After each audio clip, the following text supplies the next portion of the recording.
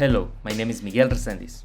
I'm a marketing professional, entrepreneur, and the host of this podcast, Migcast, a program where we discuss how to monetize your talent, ideas, and show examples of people who have successfully done so in the past. In this podcast, we aim to bring the best business and life insights to help you materialize your goals. An open mind will go a long way in this program, so fasten your seatbelts and get ready for the show. Welcome once again to yet another episode of your favorite podcast, Migcast. Today I have with me Eduardo Lugo. He's a communications specialist at Astrobotic in Pittsburgh, right, in the United States. How are you, Eduardo Lugo? I'm doing well, Miguel. Thank you very much. Happy to be here with you. Well, thanks for coming once again. So this is the second podcast we'll record, and it's really nice to have you here. So tell us a little bit about what you do in Astrobotic. Yes, in Astrobotic, I am the RF communications lead engineer, and my team and I are in charge of making sure that we can communicate with our ship. And when I say communicate, I mean also tracking and ranging that happens while you're, tracking or communicating with our ship. We are also in charge of that system. So we are putting together the onboard communications, RF communications system on our ship Peregrine. So you do basically you do the communications. You do the communications part of the landing. How stressful is that job? Like, how many times have you been yelled at during the mission? It's funny you say that.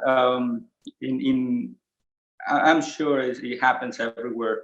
In when I was starting my career in Mexico, originally from Mexico, I did see a couple instances of that happening. Here in the U.S. is I think, at least my experience in the companies I've worked at, is pretty rare. It doesn't happen often. And especially in this company, there are very tense moments, especially when you're discussing the solutions, the possible solutions that you can have for a problem or for any given challenge. But not so much as somebody yelling at you because you haven't done what you're supposed to do, or you did a poor job or a bad job.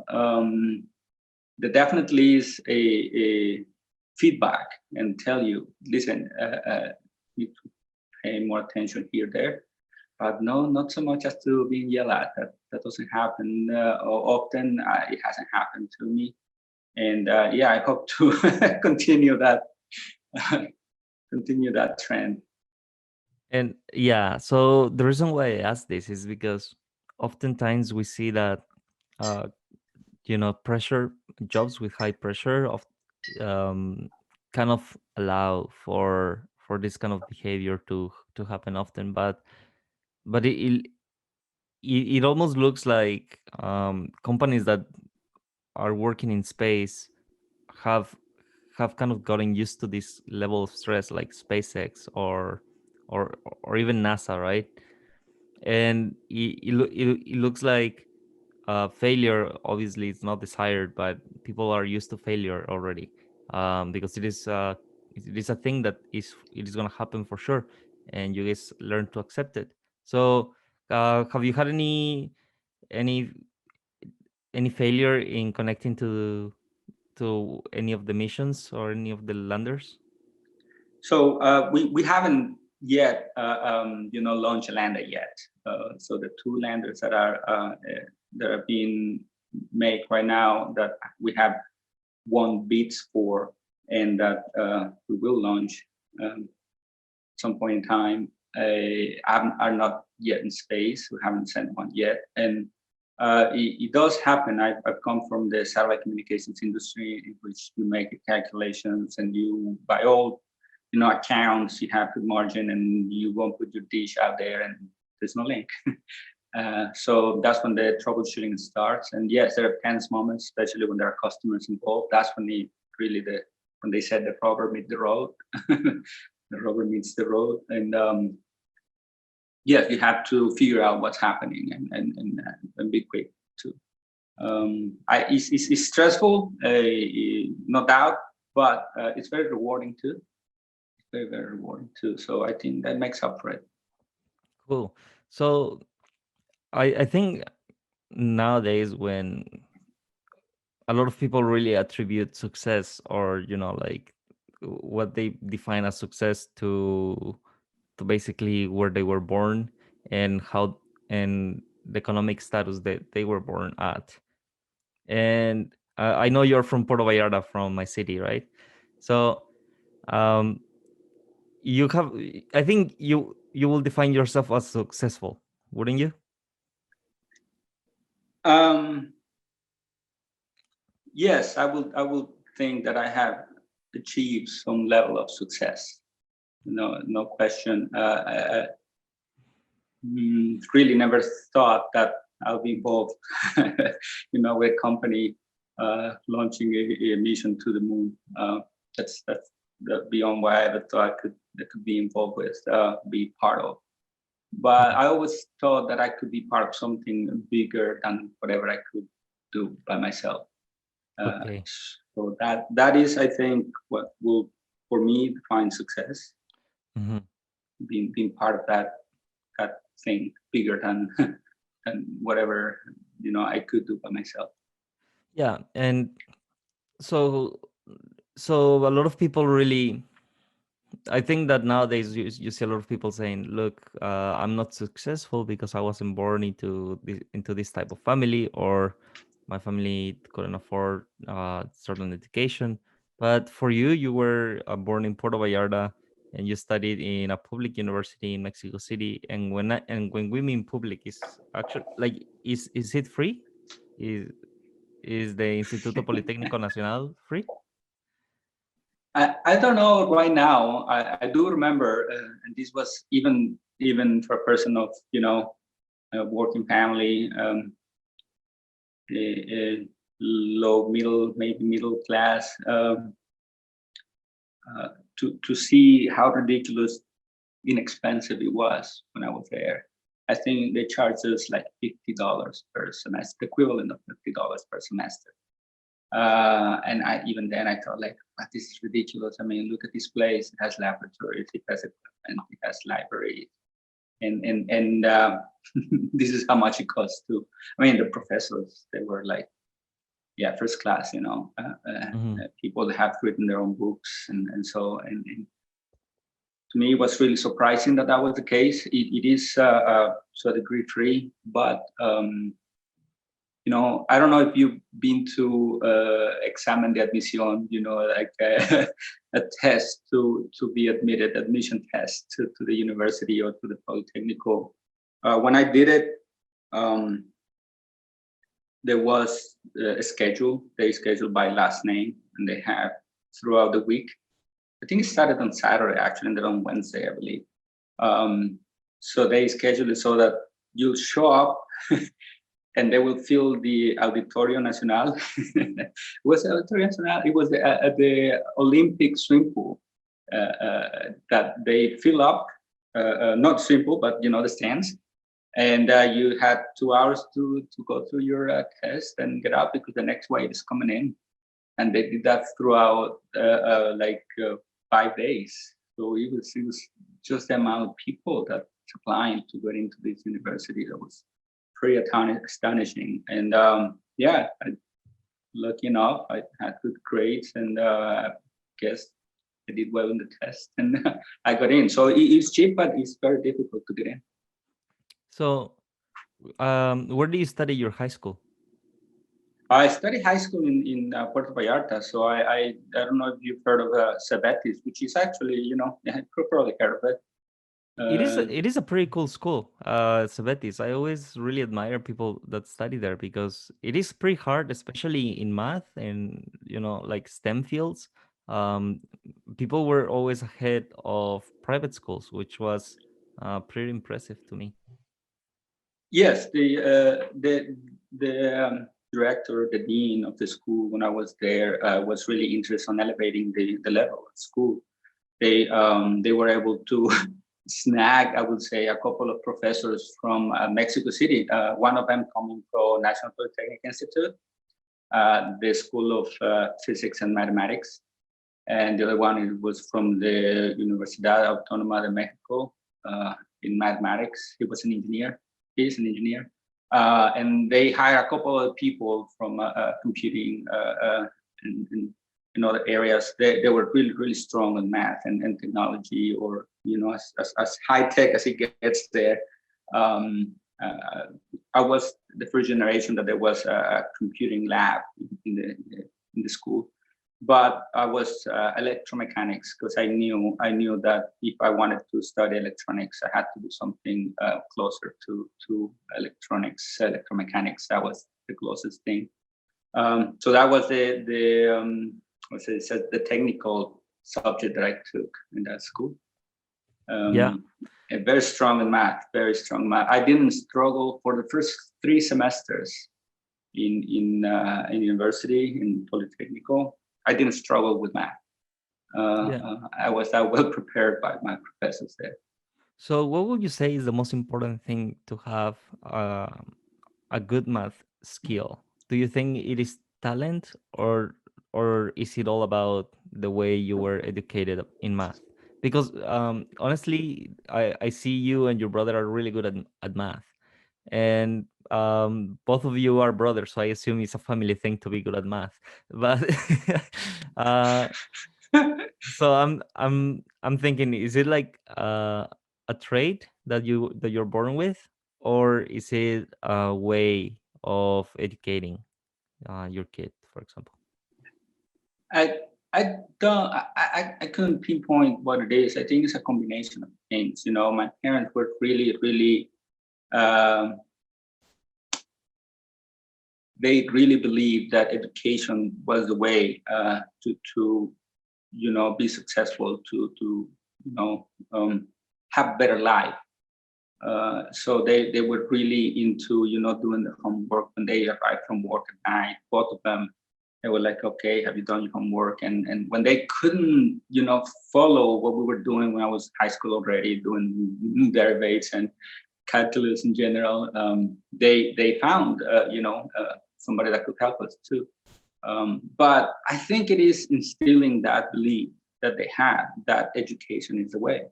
So once there are people that are skilled people, and people have to practice whatever it is that they do, sports, or school, whatever it is. Some people are skilled by nature, and some people have to practice a lot, and they can both be as successful, I think. But for both of them, if you don't instill in them the need, if you don't,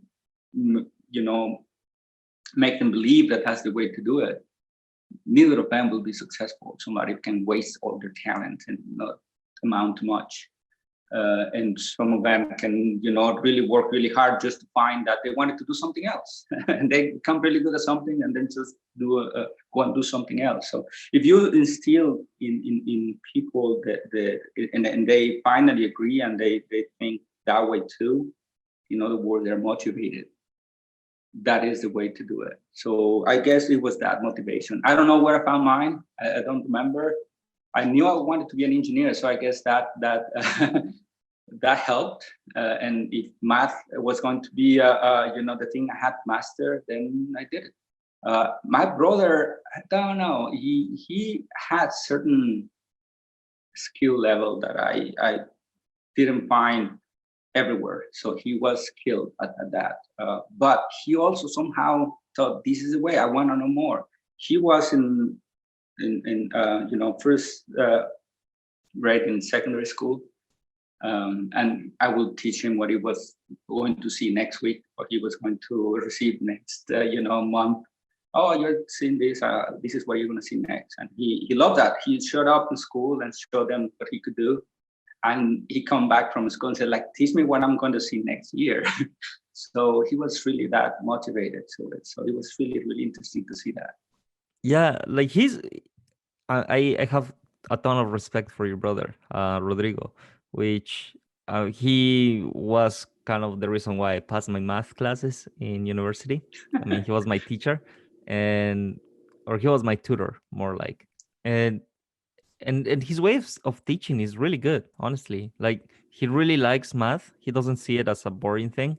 I think he understands it in a way that very few people do. And that's why I was wondering if you had the same sort of like perspective, because I mean both of you are good at math, no question about that. Both of you are engineers, and both of you are pretty successful at it. So that's why if I wanted to talk to Rodrigo and I wanted to talk to you to begin with. And and I have seen a lot of people really saying that there is a myth about meritocracy, but you're kind of you're the living proof that meritocracy is still alive and still a real thing. I mean, you were not put there by your rich parents. You really are you come from the same kind of the same strata as I do, like middle class in Puerto Vallarta, and now you are working in Pittsburgh, landing things on the moon, right?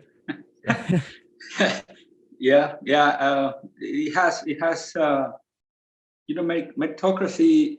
I think complete absolutes are dangerous, right? So you cannot say meritocracy is the only thing that will survive, that will have a place in society. There has to be a good balance there. But definitely is something that has a place, and it better have place. But that is everything. I mean, you cannot fault people for not reaching their initial goal. It happens. I've seen so many cases when I started high school, Cebetis. We started about 60 students, 65 or something. By the third semester, we were half. And you know how many in my specialty and specialization graduated like free without having to redo any subject? There were only like 10 or 11 people. When I joined, when I moved and went to university, basically the same thing happened. We were about 13 full classrooms of 30 something people. In the morning and in the evening. So that was the morning and evening schedules.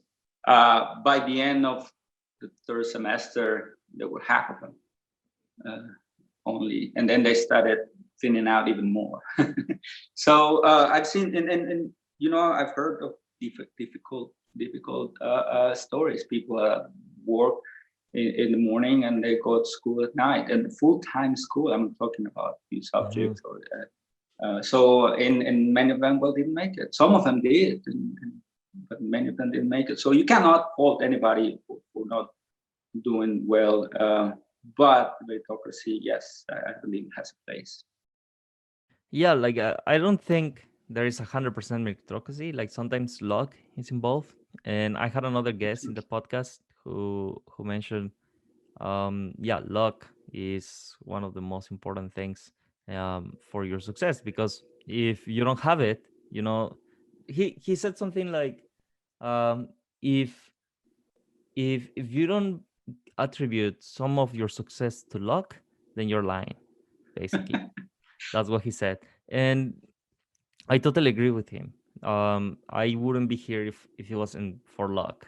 Like I mean, because my dad told me that he wanted me to live to another country just for like a couple of months before I got into UDG, Universidad of Guadalajara, and and that and I was like, yeah, sure, let's do it. And I came to Vancouver, and I really liked it here. And you can see the differences between Mexico and Vancouver, obviously. And you're like, wow, I don't want to go back there, right? Or I want to stay here a little bit longer. That was the initial thought. I just want to stay here a little bit longer. So somehow I ended up studying my university degree here. It was a bunch of things that happened, but one of the things that happened is that I did study English for my entire life, right? And it was basically every day after school for like 2 hours, and that really, and it was a sacrifice. I couldn't go out with my friends because I also had to do homework. So it was 2 hours of my day during every day for during my adolescence. What I'm trying to say here is that you definitely have a way to kind of influence the outcome of your success. And maybe, as you said earlier, you didn't. Your original goal was not to be landing things on the moon, but but I mean, you're doing it, and I'm pretty sure you like it, right? I love it. It's so hard. I never, read so much and learned so much in such a short period of time. I started in astrobotic only last year, September last year. So I've learned so much, and there's so much still to be learned. But I agree with you and your friend. Luck plays a role. It always does. But you have to make it happen still. It's like, yes, you cannot win the lottery if you don't buy a ticket, right? So yeah, winning it is going to be luck. But if you don't have a ticket, there's no way you're going to win it. So in the same way, I believe everybody's presented with luck, certain level of luck at points in time, and it depends how they use it. How much they make out of that situation. Yeah, I think one important thing with log is you should be prepared to take advantage of it, because Right. it is like, I mean, this is a very stupid example, but I'm gonna give it anyways. Um, Basically, it is like you're in the bar, right? And then there's this really cute girl, and you wanna hang out with her, right? But if you don't go prepared, if you don't smell good, if your hair is horrible, and you're wearing like just regular clothes, and you haven't really taken care of yourself for like a couple of days, then it is likely that you're not gonna make it, right? It's just your initial presentation won't make it, right? So once that happens, then you're like, well, this was the cutest girl probably in the world, and you missed the opportunity just because you were lazy that night. So the No, same, I see the point. I see the point, and yeah, yes, I agree. or another easier example probably is like it is like a bus, right? You, in order to get into the bus, you need to have the fare to get in. And I think the fare for us to take advantage of our luck is to be prepared. And if we don't have the preparation necessary to do it, then you cannot do it. So like it is the same for you. For you to work in this agency, you need to be a permanent resident, right? Correct. That's absolutely right. So if they come looking for you, you have all the skills, you have everything, but you neglected the process of becoming a permanent resident, you wouldn't be able to be there, right? That is correct. Yes, very right. Yeah. So like even it is not all about studying, but it's about knowing the bureaucracy of the place that you're living in and taking advantage of it, and also making sure that you get the tools that are necessary for you. That's correct. You got to be ready for that when that opportunity presents itself. Be ready to take advantage of it. So let's go. So I wanted to explore a little bit your background just because it is interesting, and I want people to know that you were not a spoiled kid from Mexico and put in this private school where you had a personal teacher that taught you how to do math every day. So I just wanted to explore a little bit your background. So would you mind telling us a little bit about how the process was for you to move from uh, Mexico to the US, and why did you decided to go to the US? Yes, definitely. We have to explore a little bit that area. It's interesting. Um, you know, Early enough in my life, mm, I was lucky. Talking about luck again, lucky to have decided what I wanted to do for a living. Um, I met an engineer that was working, I believe GE, was installing this medical equipment in the new hospitals in Puerto Vallarta, Semecu. He was installing the MRI equipment. And I thought, well, this is pretty cool. These guys get to work for this kind of company, traveling and getting involved with this kind of technology. It's just, very, very interesting to me. And I would like to do something like that. So I decided I want to be just like this person. I learned that he went to National Polytechnic Institute and what career he studied. And that's why even from junior high, I knew what I wanted. So I know that engineering then requires a lot of math. It requires a lot of dedication. I knew the parents of this person too. So they talked to me. He really had to, put a lot of effort in doing and achieving what he has achieved. So I from that point on, it was like, well, yeah, I have to. This is what I have to do. It's not living like a monk, especially when you're a kid. I did so many other things, but never losing sight of what you want, what I wanted. So yeah, I started uh, that way. I picked like what is that, electric, as my subject in junior high. It was a technical school, electricity. So I studied there. I learned the basics of electricity and parallel and serial circuits and whatnot. After that, I knew I had to do something along the lines of electronics, and the closest thing was the Savettis with their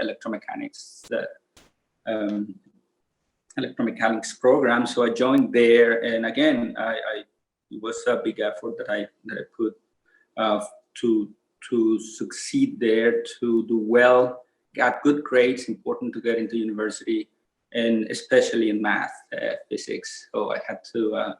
I was involved in the competition. I don't know if you remember those things. You have like among the schools, you had the fair, like the math fair, physics fair, and STEM. You want to call it that way. So I was involved in that too. So I was not the smartest kid. I did well though. Um, and then again, lucky enough to be able to get a spot in the National Polytechnic Institute. When I finished there, I knew I had to learn a little bit more. I knew that competition was tough out there. So I decided to do a master's degree in digital systems. Was what it was offered in one of the foreign centers, the National Polytechnic Institute in Tijuana. So I joined that program, and for the first time, almost, I really struggled with math, that high order math. I was really really difficult, but very interesting. Uh, we will really put a lot of effort to pass, even forget about good grades anymore. It was a challenge, but we learned a lot. In I mean, after that, then I knew, yes, this is something I can use. This what I've learned here is something that will allow me to enter the workforce with a good level.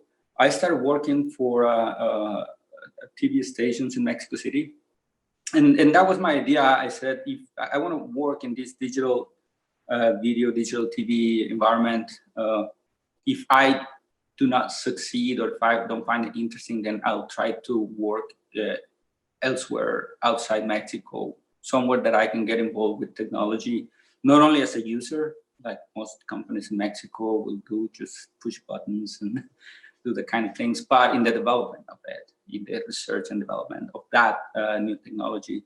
So I stayed for a little bit in that TV station in Mexico City, and afterwards I left and started looking for a job in the US, looking to get more involved, more closely involved with technology. Um, I Since I've lived in Tijuana while I was doing the master's degree, I moved back there with some friends, and I started doing some interviews in the US, in San Diego. That would have been nice, But a company that I met when I was working at the TV station, they called me back. I called them when I left and told them that I was interested in joining their team. I liked the way they were set up, a small company, but doing very interesting things. I've been there to bring some equipment for quick repair. So it was a turnaround. So was there. They popped the lid open. I saw what they did. They prepared it, and then they sent me back with a fresh unit, with a working unit. And that was, first of all, it was a great experience. They were really helpful. And second, I really loved what they did there, right in the spot. So I told them that I was looking for a job in the US. At the time, they say, okay, we'll keep you in mind. Right now, we're not looking. But a couple months later, they call me back and say, like, now we're looking, and we'd like you to come here to have an in-person interview. And after that, that's when I started working in the US. They took care of the H-1B, and I don't know if you know this, but there is like very limited amount of H-1B visas that the US issues every year, and most of them go to the big companies, the Google, the Apple, the Microsoft programmers and things like that. So there are very few left for anybody else. And yes, I was lucky enough to snag one of those at the time they apply. My idea, though, was not to immigrate to the US. I wanted to become a citizen, stay here for good.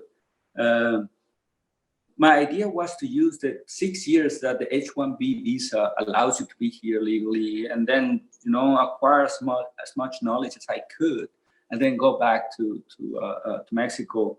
But as things go, there is another visa that was created with the NAFTA, and that's a TN visa. And with that, it was another company interested in me and said, well, we can keep you on the TN for the time being, while we actually, if you want to stay, we can sponsor you for a green card. And that's when I thought, well, yeah, maybe I can stay a little longer here and see, how much of a career I can have here. And so that's how it went. That's how I moved to the US. And it's been a while, and I find that it's so very interesting. I mean, it just keeps me so on my toes that, yeah, I think I'm well on my way to becoming eventually a citizen, because it's just, I mean, the career opportunities here, that's so great. Yeah. The US is highly criticized, but we have to give it a merit in the good things that they have, which is a lot of opportunities for people all over the world. I mean, that's one of the reasons why they call it the American dream. Would you say you're living the American dream right now? I think I've been living it for a while. Yes, if you're willing to put in the work, if you're willing to stay on course and put in the effort, yes, you live the American dream. So now moving on to your time in Astrobotics, sorry, Astrobotic, right? I messed that up all the time. I messed it up sometimes too. So your time in Astrobotic. Tell us what's the most exciting part of working in Astrobotic in general. Well, I gotta say that, let's start by saying this. I can't think of another company, another group of people in another place to be building a planetary lander than Astrobotic. It has been a great experience. It has been fun, stressful, but fun. And I think the idea that you can work on something that is going to be placed, that's going to be landed on the moon, is really super exciting.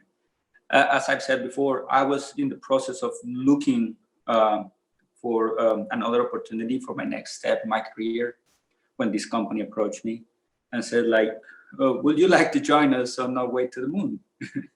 And I didn't have to think too long about it. When somebody tells you, you like to join us on our way to the moon, yeah, you gotta say yes. So For it's super sure. exciting just to think that we can do that, that we're aiming to do that, that we have two missions already awarded by NASA to do it.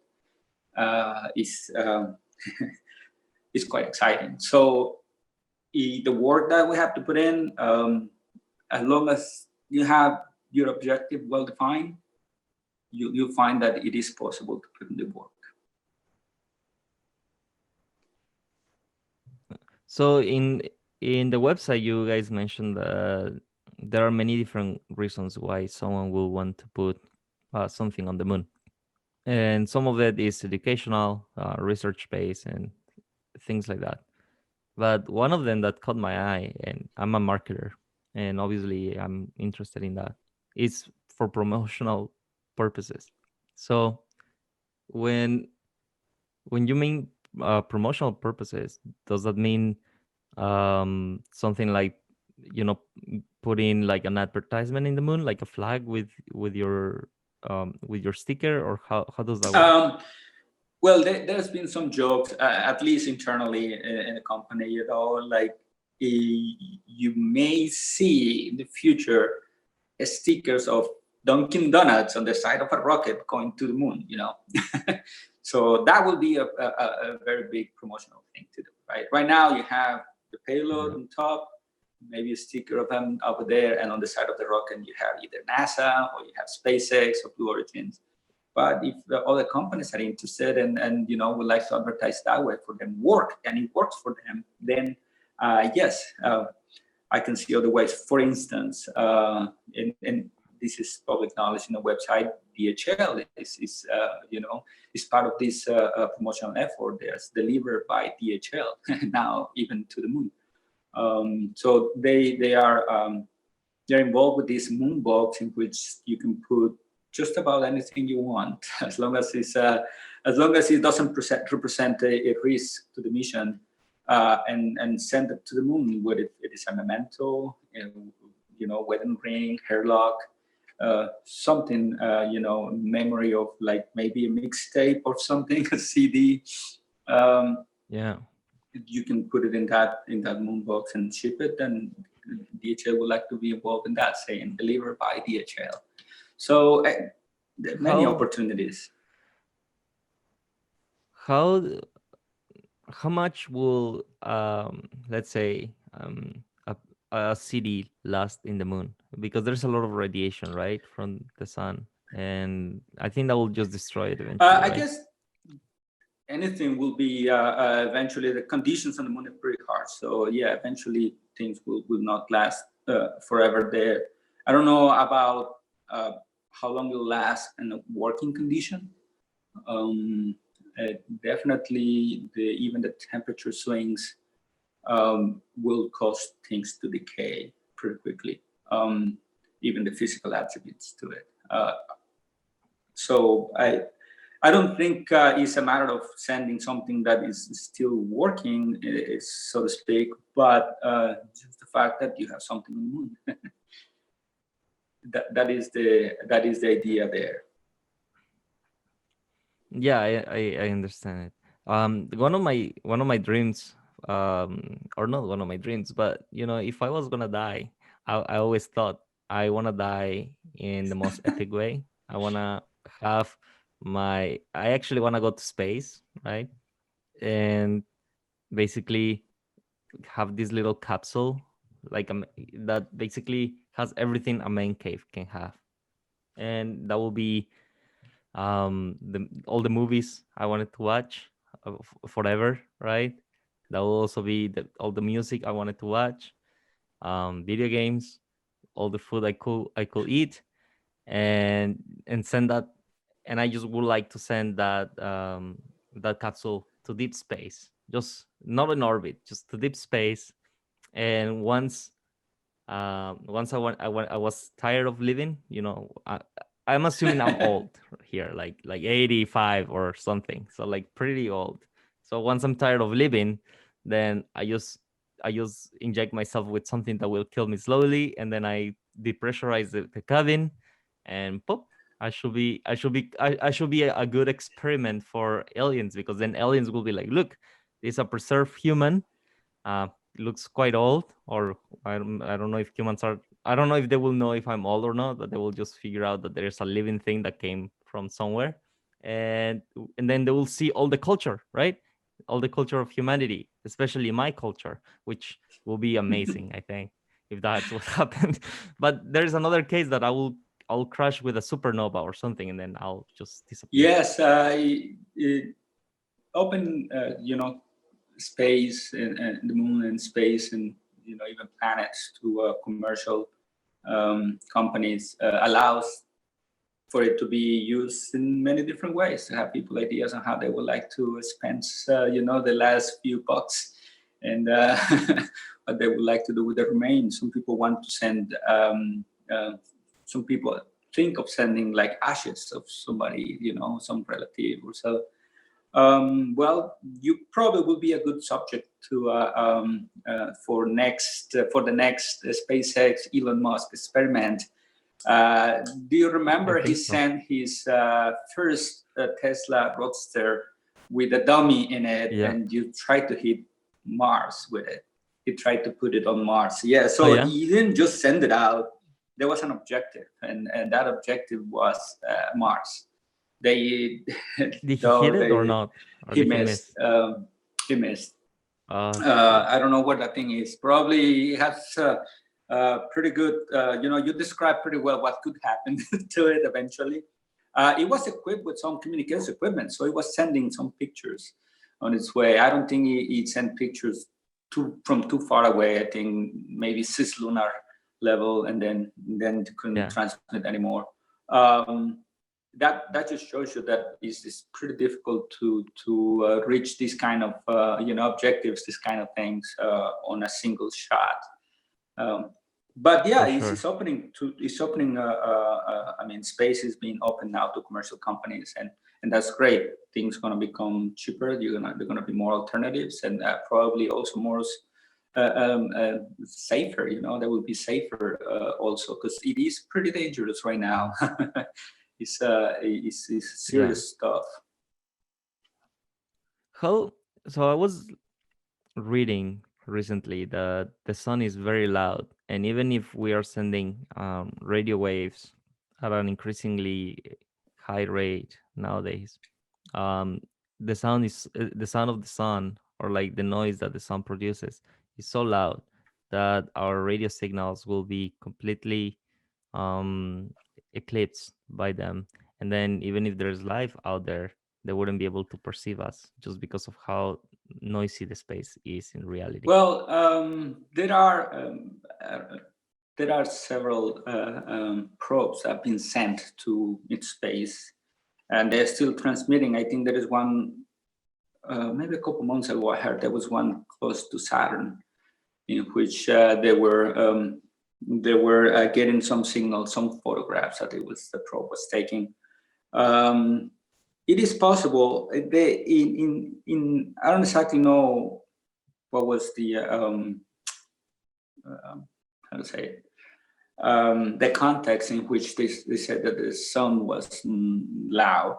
I can tell you that by working on satellite communications links, and so when you have your satellite, your Earth station, and the sun in the background of the satellite, uh, you get a lot of interference. So even that communication link that is usually working, when the sun goes right behind your satellite, and depending how large your antenna on Earth is, you will have what is known as a sun blackout.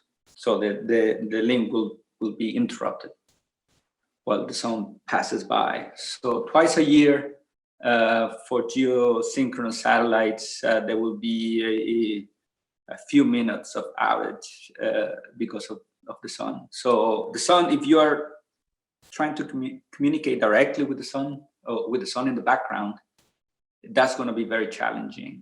There are probes close to the sun right now too, and they have been transmitting information. That's how we learned, for instance, that maybe 2, 3 weeks ago there was going to be a show of northern lights in the northern side of the U.S. They had probes that detected some flares from the sun and said like this is going to cause some northern lights. It wasn't as spectacular as it was built.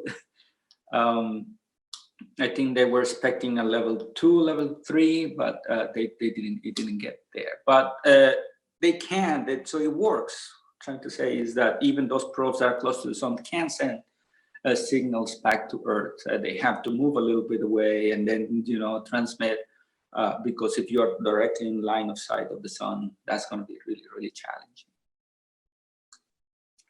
So now that you're, I mean, obviously, everybody loves to work for space company, and you have had your communications with NASA probably.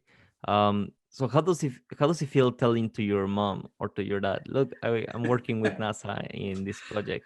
Like how weird is that? Do you ever thought that you would say that to your I mom? never thought I would say that to my parents, to tell them that, I mean, I was not even a week in the company when we had our first call with a team of like 4 or 5 engineers from NASA that they were trying to hand over the project. It was, even for me, it was like, wow, that was quite a call. And in general, I mean, it has been surprise after surprise. Of experience, and yes, it's surreal to tell them that's what is happening. They also are like sometimes what. But also what I feel a lot is the responsibility, so that communication that goes back and forth, you have to be really really careful of what you're doing, be very sure of the things that you are saying and doing. So it's a big responsibility as well, working mm, uh, for NASA on a NASA mission or on a NASA program. This is really really challenging and really a big responsibility. I can imagine, and honestly, I mean, I couldn't imagine the importance of your job, because you're basically making sure that there's communication between the team in here on Earth and the rover that's gonna be or the lander in the moon, right? So um now I think last time we talked about like the stress that goes into it. How do you usually handle stress? What is your technique? Because I think that's something that our listeners could really gain value from, is stress relieving techniques. And for someone that works in space, I think that's the most stressful thing that you could do. I think that is, uh, how to say it, it's stressful, but it's rewarding too. I guess you have to, in my case, what has worked for me is focus on the on the reward. Focus on the, when you have, even if it is incremental success on the things that you are focusing on. Now I'm working on the antennas. Now I'm working on the cables. Now I'm working on the different things. And as you start taking, as those things start taking shape and you start crossing things out on your list, then you have to take some, relief on that. You have to say, yeah, that is moving along. So, and at the same time, is the team that you work with. These people know that what they're doing is important, is challenging. But at the same time, they know how to every now and then disconnect and let troubles behind, and go back to it when you're ready again, and start doing your best. So it is stressful, but it's important to know how to disconnect every now and then. Yeah, that makes sense. So recently I talked to someone that was encouraging to be able to be a leader. I don't know if you consider yourself a leader, but he said like leaders usually lead without ego, and and also you lead with your influence, and basically by listening to others and also understanding where others are coming from. Would you classify yourself as a leader in your team, and how will that leadership be taking place there? It is an important, you know, an important thing. A team does need a leader.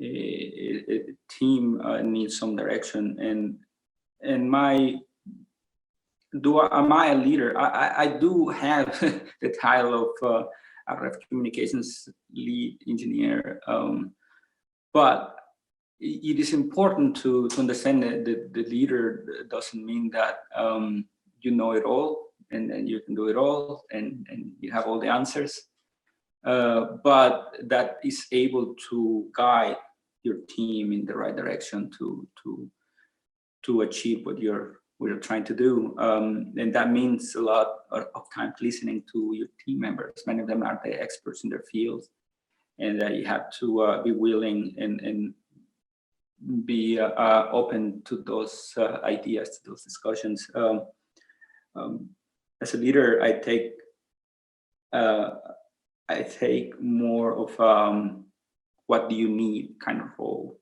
What do you need to do what you're doing? Are you missing something? Do you need some training here or there?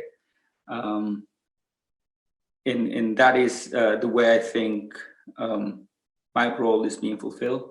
There are different kinds of leaders, like CEOs of companies, in which on their shoulders lies the whole future of that company. There are leaders that have founded their own company, like Elon Musk or Jeff Bezos, and it's a bit of a different kind of leadership, I think. My case is just different, but I see myself as a vessel on how we can get things done. We are all, even if it is stressful, even if there are discussions and what is the level is raised, and like the level of voice, becomes louder, and it's not so much yelling at each other, but that discussion is really, really, some people get sometimes agitated. It's important to keep a cool head and just be the vessel to see how you can achieve. We're all working towards the same goal. So keep that in mind and not lose track of that, what that goal is, and be the vessel to help your team members to do what they're doing. Yeah, that's completely, I think, what leadership is. Try to help people achieve their goals, and basically try to be as pragmatic and objective as possible. Not let your emotions get in the way of getting the job done. Well done and well said. One question I wanted to ask you, and I think this is basically my own curiosity: how close have you been to meeting an astronaut, or have you met an astronaut? No, I have not in person. Um, NASA has been, how to say it, has been trying to make them accessible to people in the way of doing these kind of things. They interview them. They allow people to see those interviews live, and you can type questions to see if they can answer them. They have been really trying to open up the field and make this more accessible to everybody, so that there's more interested in space. But no, I have not. I have not met any astronaut, not yet. Hopefully, sometime. Yeah, that's one of my dreams, to be able to talk to an astronaut and figure out everything that goes into the mind of an astronaut. But I think one thing that you and an astronaut all have in common is during the mission, when the mission is going on. I think you guys have to dissect the problems in a similar way, which is what's the first thing that can, or what's the most likely thing that can destroy my ship, or that can kill me, right? Or that can cut the communications. And then you have to also then start solving the problems one by one, and they figure, and always be in this defensive mechanism that your body has inside of it, and just fixing all these problems and preventing all these little issues. However, we have seen catastrophic failure in the past the with these astronauts that died, right? Like what was the name of the mission when when the rocket exploded in the atmosphere? Re-entering the Earth. Yeah, Yeah, I remember that. I can't recall it right now. It was the space shuttle that was one of the space shuttles that was coming back to Earth and disintegrated upon hitting the atmosphere. That's a terrible thing. Happened. Space is hard. Space is unforgiving. Uh, they have to be really careful on the things that you're doing. And but there is sometimes these astronauts pay the ultimate price to for pretty much for humanity. I think they were the pioneers. They're the ones that went out space. One of the first few ones to make then to gather all this information that now have that can make it possible for commercial companies to actually do it too, to make it safer too. So it is a sad event, but one that from which I think the community in general has learned a lot and had to make things safer. Things happen. I mean, I don't know if you heard about this, but some people are afraid of flying, just simple planes. Um, and yet, a friend of mine has a very pragmatic way to putting it. According to statistics, I mean, you are more likely to be killed on the road than on a plane, than on a flight. So when he arrives from a business trip, when he lands, calls his wife and said like, "Yeah, I landed safely and all is well. Now I'm gonna get in the real dangerous part of my trip, which is the road." So there are challenges. There are challenges. It's difficult. It's unforgiving. But I believe to be worth it, we need to become as a species. We need to become an interplanetary species. yeah, I hope so. I really hope we can manage to explore the at least our own solar system. You know, just explore. I don't think we need to. I don't think we will be living in a different planet or a moon from a different planet anytime soon. But it will be really interesting to explore, right? And to see what it is like in other places, and also be able to extract resources that are there, not being used, and hopefully we can mine them and bring them back to Earth, because I really see a lot of potential from that. Like I think we often satanize the exploitation of natural resources, but what if you go to another planet and take them? I think that's fair. Nobody's using them, and we are the only living things, as far as I know, that need them. And yeah, I think that's pretty fair. It's there are many applications. There are many reasons why space exploration is a very important subject and has gathered a lot of interest from big companies, and there are companies that are being funded just for that. So among them is, yes, mining. I think the Chinese probe recently just took off from the moon to come back to Earth with a sample of the moon rock. I think that's one of the uses of it. Um, some other people think maybe a colony in another planet is the objective. I think I think it's all of it, but after considering after you've been here a while, you've heard about many different ways that the planet Earth can be yield inhabitable anymore. So it is I think in our best interest as a society, as humanity, to have a backup plan.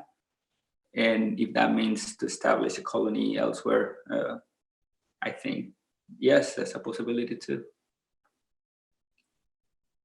Yeah, that would be amazing. I think the prices of bringing things to other planets will probably always be crazy expensive. I mean, just how much does it cost to send something to the moon? You said that you can send rings or something like that. So how much does it cost per kilogram? So, and this is advertised on our webpage, on our Mission One, Peregrine Mission One.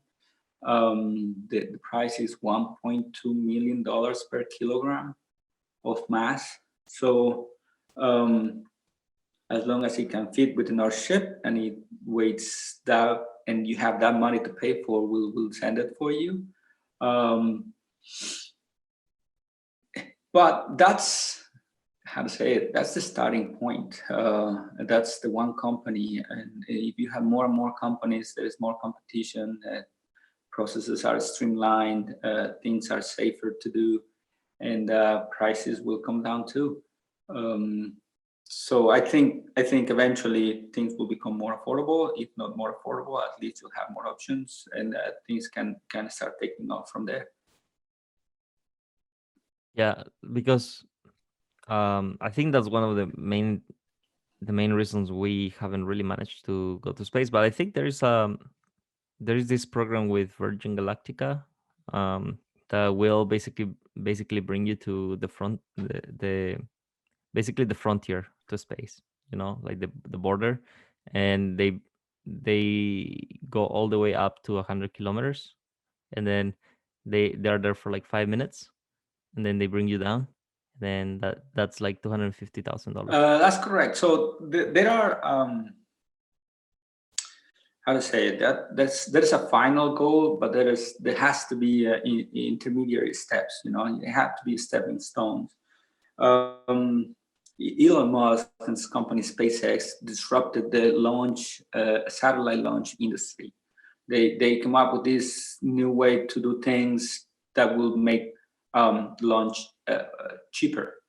Did Elon Musk have in mind just to make satellite launch cheaper, more affordable, or does he have another idea behind that? Is that the final goal? I don't think so. I think that way he can um, get a share of that business. You know, it's difficult if you are selling the exact same thing that all the 3 or 4 companies are doing. Why would anybody have an incentive to go with you? So he found a way to land those rockets that otherwise were wasted and thrown into the water, into the sea, and reuse them. And he was successful that way. He was able to reduce the cost and therefore the price. And what is the objective? What was he trying to do? Just beat the other companies at launch services? I think so. That is being, those funds, I believe, are being used to fund his real objective, which is reach the moon, reach Mars. So it's a matter of what is the next step for Virgin Galactic to have these space tourism, public space tourism. It is, I don't think, his final goal. I don't think he plans so. Or was it Reach? What's his name again? Richard Richard Branson. I Branson. don't think his goal is to become the space tourist lord of the world. There's something else out there. He wants also to contribute to making space available to humans, making planets available to humans, not only tourism and space. But his approach is a bit different, right? Because they don't use a rocket; they use an airplane. Isn't that correct? Yes, I believe one of the shuttles also launched from a plane. They were carrying it, they dropped it off, it reached altitude, and then showed up. I believe that was also one of the approaches used by NASA at some point in time. So yes, that's what he's doing, as far as I know.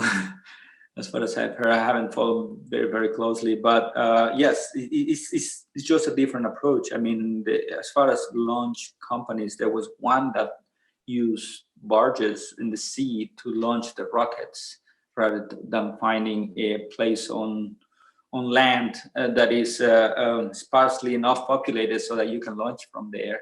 They will actually also have the ability to launch from a very um, well selected location wherever they wanted for whatever orbit they were going to launch. So that had them in a good position as far as getting the payload where it needed to be with the least amount of effort or resources. Um, so yes, launching or yeah, launching from an elevated altitude is a different approach. But again, the objective, what is their final, what do they want to do? That is something that is hard to see it right away. You have to look a little bit deeper into it. Yeah, like I don't know exactly what Richard Branson wants to do with space, but definitely I think Elon Musk has. I mean, I think he has a lot of plans, and there are a lot of things that he can do with space. And Starlink is one example. He's really, I mean, he's really gonna bring a lot of benefits to poor areas and rural societies in the U.S. as well, also in Africa and Latin America. He's bringing internet everywhere, right? And that's something that I'm looking forward to see. Internet is probably gonna get a lot more affordable and more competitive. You know, now that it's gonna be satellite internet, it's gonna be better, I guess. Uh, I believe so. I do not the detail. I do not know the details of how the Starlink works. I do believe there are low orbiting satellites, but still satellites, and it's still difficult to establish a link from directly from a user perspective. You still have to have some sort of repeating stations around, like cell towers, to distribute that and make the backbone link back to the satellites. But yes, I mean, the fact that you have already coverage on areas that even if you put a cell tower there, you're not going to get any signal from anywhere else. That is going to make it more affordable and easier to reach difficult areas. Um, is an ambitious project, and again, I don't think it's being done on a final objective. That is going to be a, how to say it, a different way to do things, probably very successful, that is going to help him finance his other projects as well. I don't think he has. I mean, it doesn't definitely doesn't have any these kind of people. They don't have any need for more money. Have all the money they can use the rest of their lives. They're interested in other things. They're interested in leaving a mark behind. Have achieved other loftier goals. Again, my money is on that they want to be the ones that establish that human colony in another planet. But Who do you think will do it first? Jeff Bezos, Richard Branson, or Elon well, the Musk? one that is making a lot of progress recently has been Elon Musk with his SpaceX. It's a SpaceX industry or company. They recently did a test of, I don't know if you saw this, of their human ship. That's the one that they want to land on the moon. This is a huge rocket.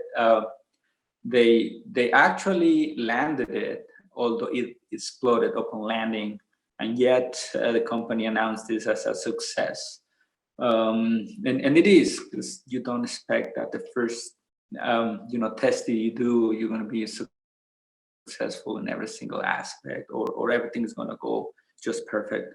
But just the fact that they were able to launch it, to fly it even a little bit, and land it, or get it straight up to land, uh, all the information, all the data that they gather, I believe is going to allow them to make incremental progress and eventually do it successfully. And I think he's the one that is making the most noise, that we know the most. I don't know. I haven't heard in a while from Blue Origins.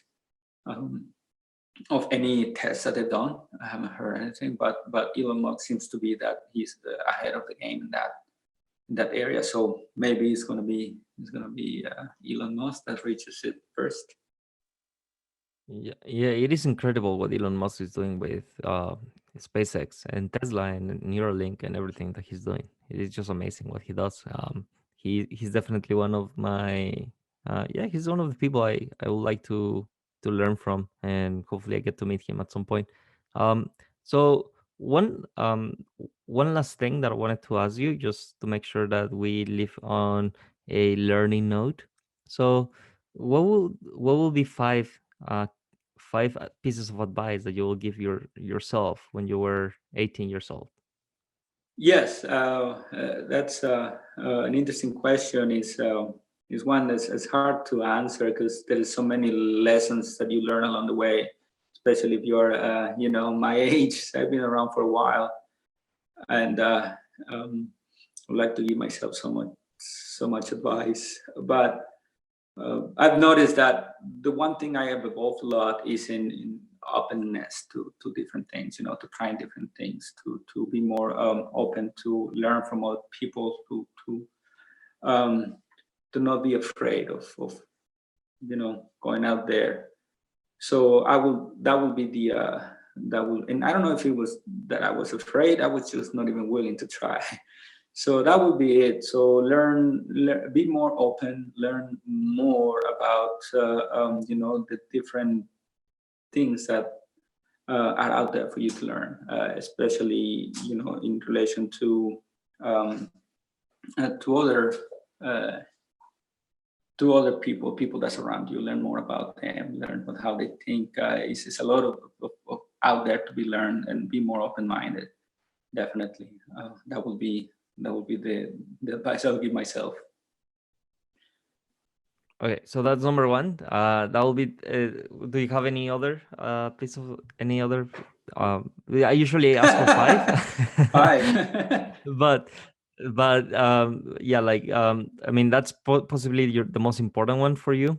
But I figure that there's always like five key lessons that people want to share, or people can share, and those are really useful for me, so because then I take notes and I try to develop them. Sure. I can give you at least another one. Well, one more come to mind, and that is don't take things too seriously. It's life. You only have one of them. We all have only one opportunity, one shot at it.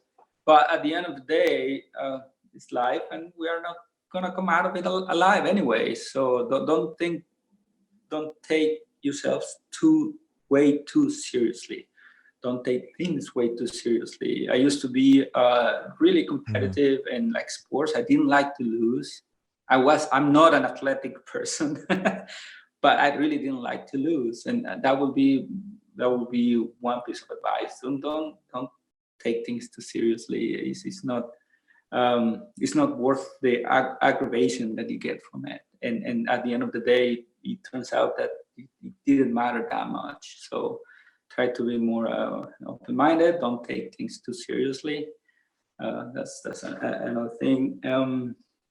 You want a piece of advice of something that I learned not that long ago, but it has marked a very definite line in my life is be mindful what you eat.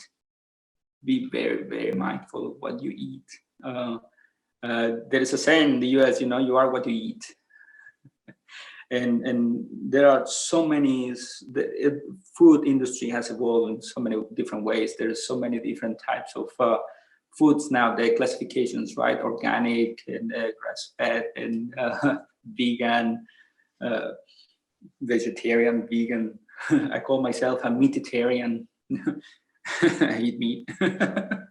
um, it, Learn more about that. We all think we know what we're eating, what's good for us because we heard it somewhere. But how many books about nutrition have we read, right? Uh, I've read only very Very little. little. Most Most people people don't don't. even read Yeah. one. Haven't read one. I Well, most people don't even read a book.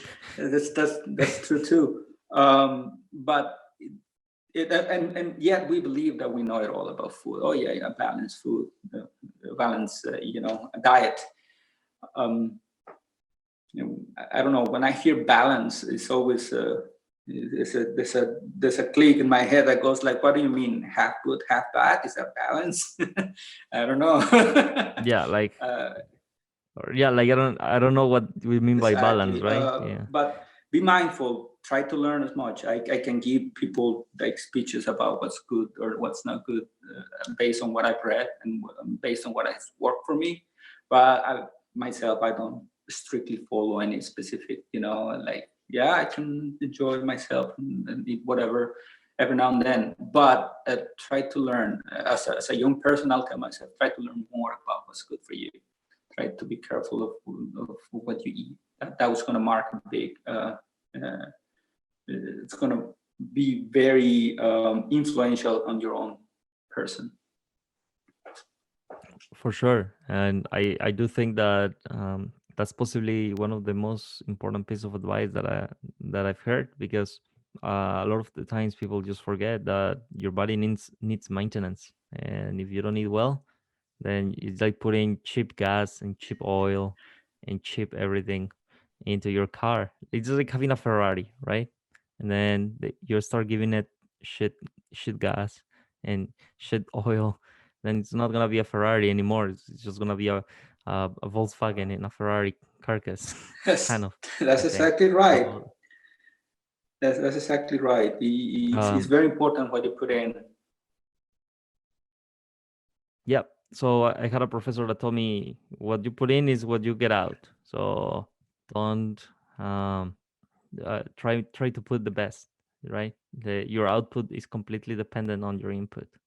And that's even a mathematical equation, right? Like your your y your y-axis depends on the x-axis, which is your output, or which is your input, right? So your dependent variable is always on the y-axis, and that's why um yeah, I mean, I'm mumbling here, but yeah, basically that's what it means, right? Like your dependent variable will always depend on the independent variable, right? Is that correct?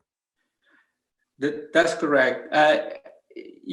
About talking about dependent and independent variables.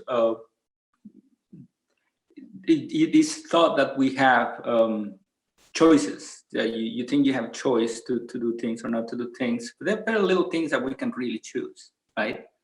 Uh, uh, I always think like, well, I can choose not to work, but then I'm choosing not to eat because you need money to eat. So there's not really a choice. So you Yeah. might have a choice where you work, maybe, depending Hmm. in if you're lucky or you have that kind of advantage depending what you do.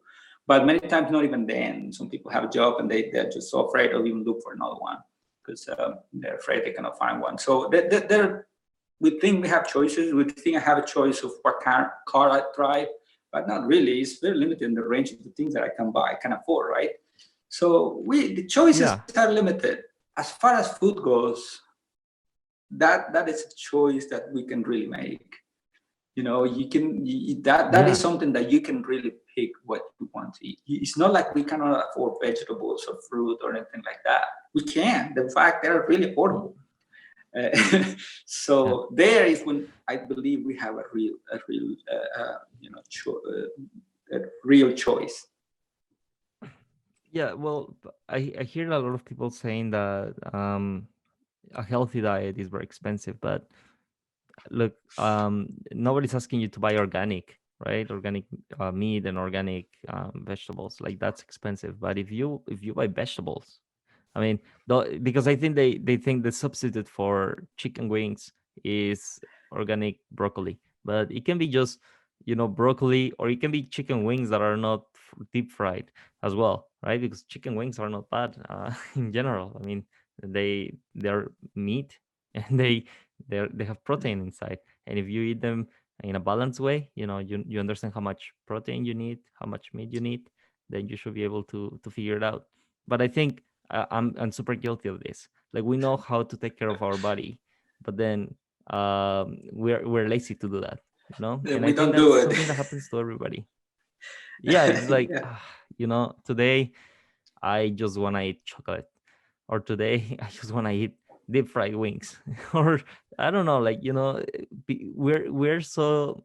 I think once you have money on your pocket and you're going through a hard time, um, and nowadays media is telling us that it is okay to to to give us to give ourselves some break.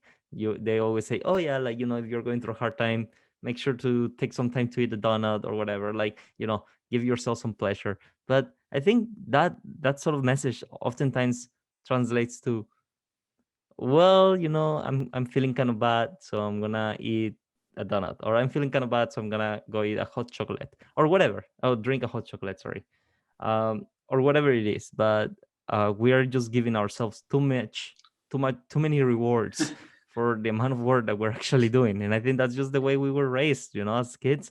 I think we had soft, in a way, softer parents. I think. Yeah, I believe there is some truth in that.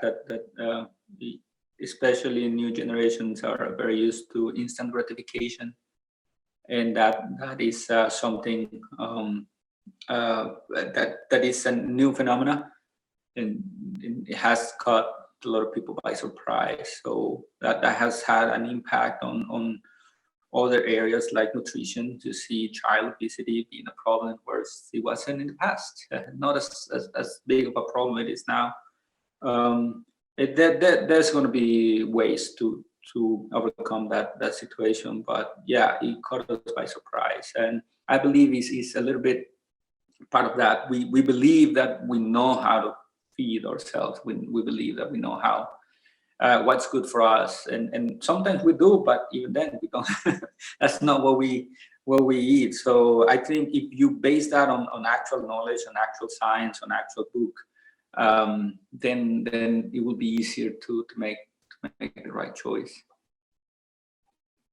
We don't And have to that's become nutritionists yeah, for that, but but yeah, we need some yeah. I certain mean, level of knowledge.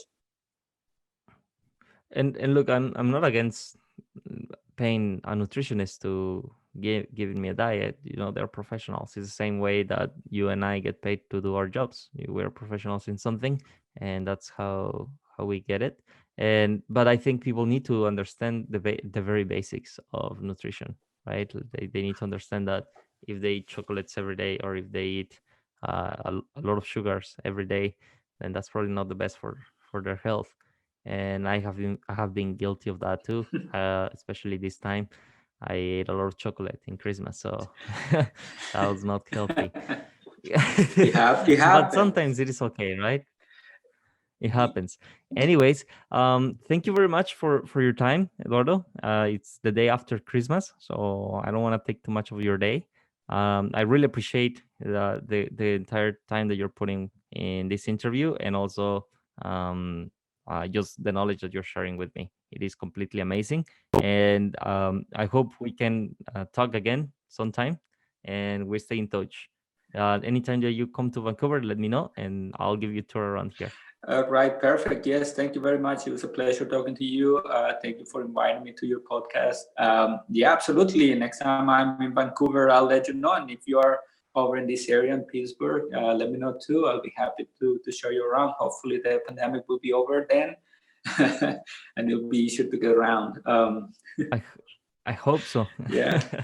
All right. Well, and to our listeners, thank you so much for coming to listen to our podcast again, and hope you enjoyed it.